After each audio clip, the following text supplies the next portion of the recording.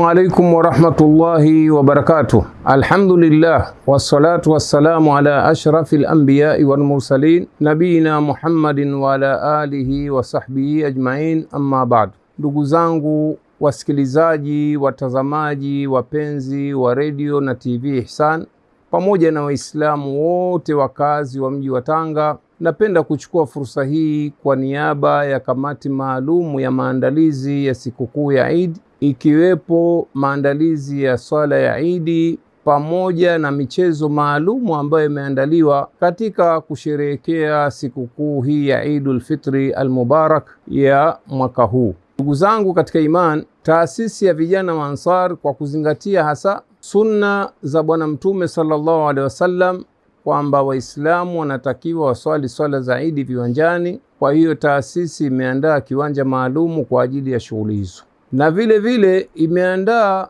shamra maalum kwa ajili ya kufurahisha Waislamu, wakiwepo wakina mama na watoto, kwa kuandalia jukwaa maalum au kiwanja maalum kwa ajili ya michezo kuanzia alasiri ya siku ya Ijumaa hadi Jumapili au Jumatatu pia inawezekana, na kutakuwa na michezo mbalimbali ya watoto ambayo itakuwa ndani yake kuna mabembea ya watoto, na vile vile kutakuwa na maeneo mengi ya kibiashara ambapo vitu mbalimbali vitauzwa, vikiwepo vyakula vya aina mbalimbali. Kwa hiyo tunachukua fursa hii ndugu zangu kuwakaribisheni katika shughuli hizi ambazo zitakuwa zimewafurahisha kutimiza Eid yenu ambayo itawatia furaha nyinyi na watoto wenu na wake zenu. Kwa hiyo haya shime, tusisahau kuambizana kwamba kuanzia siku ya Ijumaa insha Allahu taala tutakuwa na shughuli hizo, na bahati mwaka huu kutakuwa na mabadiliko kwa sababu kuna kamati mpya ambayo imeandaliwa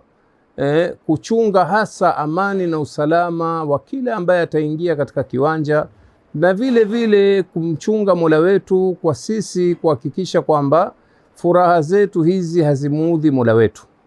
Kwa hiyo shime, ndugu zangu, kwa heshima na taadhima tunawakaribisheni tuweze kusherehekea sote, na nawatakieni inshallah siha njema ili mpate kuhudhuria. Aqulu qawli hadha wa billahi tawfiq. Taqabbal Allahu minna wa minkum.